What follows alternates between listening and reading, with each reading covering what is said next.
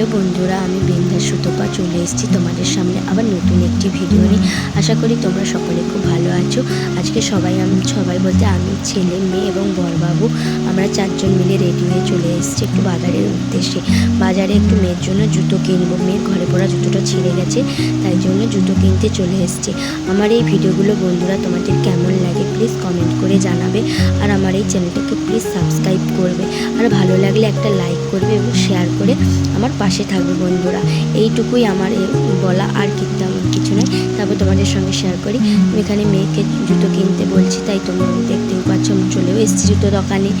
এখানে মেয়ে এখন জুতো পছন্দ করবে, যেহেতু ঘরে পড়া জুতো, সেহেতু বলছি তুমি একটু পছন্দ করো, আমরা আছি, তারপর তোমাকে সাজেস্ট করবো। তারপরে মেয়ের জুতো কেনার পরে আমরা সামনের দিকে একটু চলে এলাম। এখানে আছে একটা ফুচকা দোকান, তাই একটু ফুচকা খাবো। ছেলে ফুচকা খেতে খুব ভালোবাসে। ছেলে মেয়ে বেরোলেই একটাই বায়না, ওরা ফুচকা খাবে।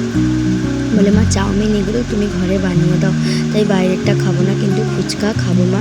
তাই আমরা সবাই মিলে এখানে দাঁড়িয়ে পড়েছি ফুচকা খেতে। এখানে ছেলে মেয়ে, আমি এবং বরবাবুকে আমি খাইয়ে দিচ্ছি। এখানে বরবাবু আমার একটু ভিডিও করে দিচ্ছে, সেভাবে তো করতে পারে না।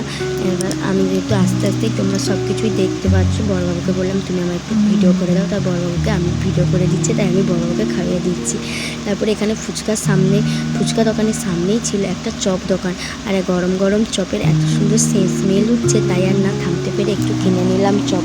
আর এই সাইডে ছিল একটা ফল দোকান, আর ওই রাস্তার ওই ধারে ছিল সবজি দোকান, আর ভেতরে ছিল মশলা দোকান। আর মশলা দোকানে আমার একটু যাবো, তাই আমি আর মেয়ে এখন যাচ্ছি মশলা দোকানে, কারণ আমার ঠাকুরের ধূপটা শেষ হয়ে গেছে, নকুলদানা শেষ হয়ে গেছে, তাই জন্য আমি এখন কিনে নেবো ধূপ আর নকুলদানা।